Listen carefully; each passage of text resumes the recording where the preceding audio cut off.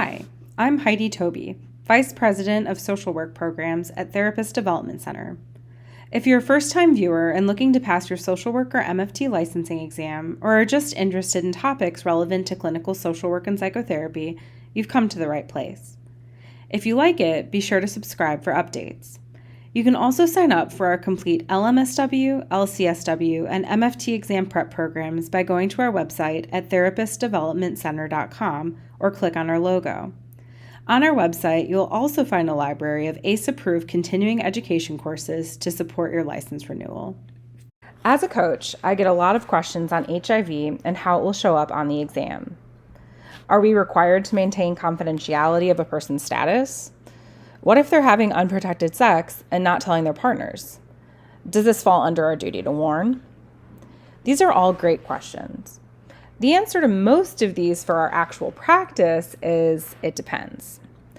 This is an area where what to do depends largely on individual state laws. A lot of people don't know this, but the LMSW and LCSW exams are actually national exams, so state laws are not tested. While it's super important to know the state-specific answers to these questions for our practice, it's not needed for the exam. So oftentimes, if you see the answer to follow jurisdictional regulations or refer to local laws, those are the answers you'd want to go with.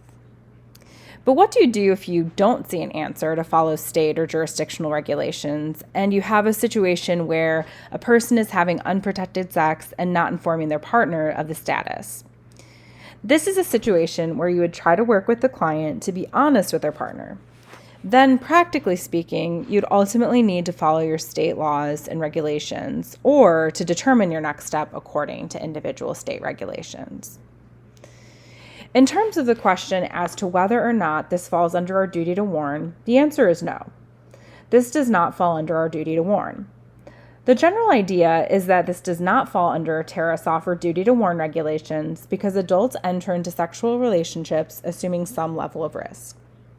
And there's no guarantee that you could prevent disease transmission even if you did notify the partner. Here's a practice question regarding HIV and how it could show up on the exam. A social worker meets with a client who discloses they are HIV positive and are having unprotected sex with their long-term partner who does not know their status. The social worker and client discuss the importance of openness with the partner, but the client refuses, expressing concern that the partner will end the relationship.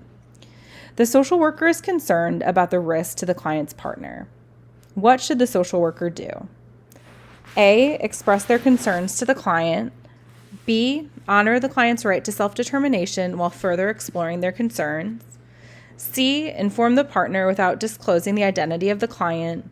Or D, consult with a colleague.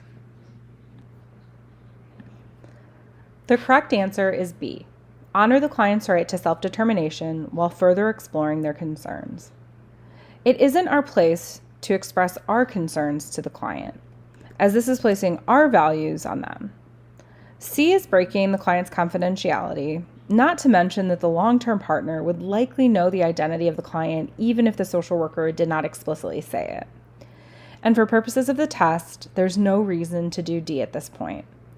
If the question stem said something like, the social worker is unsure of how to proceed, or the social worker doesn't know if they have a duty to warn the partner, then consultation would be a good next step. But as it's written, there's no need to consult at this time. Were you able to answer today's practice question correctly, or do you need some additional support around this topic? If you're currently preparing for your LMSW or LCSW exams and aren't feeling 100% confident, we encourage you to check out some of our real client testimonials.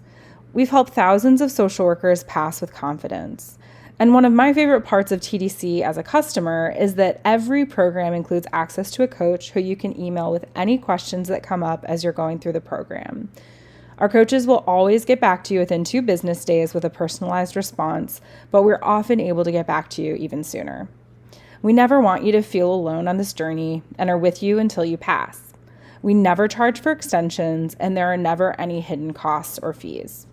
Are you ready to pass with confidence? Or are you already licensed? If so, great news.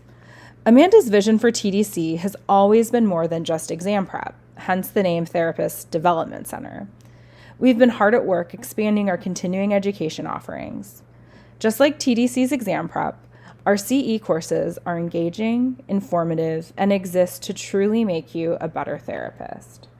As all CEs should be, but often are not, they are about so much more than just checking off your required hours.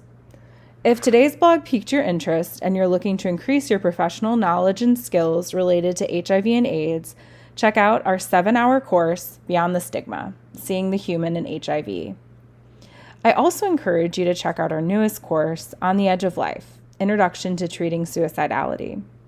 It's a humanistic and phenomenological approach to the treatment of suicidality.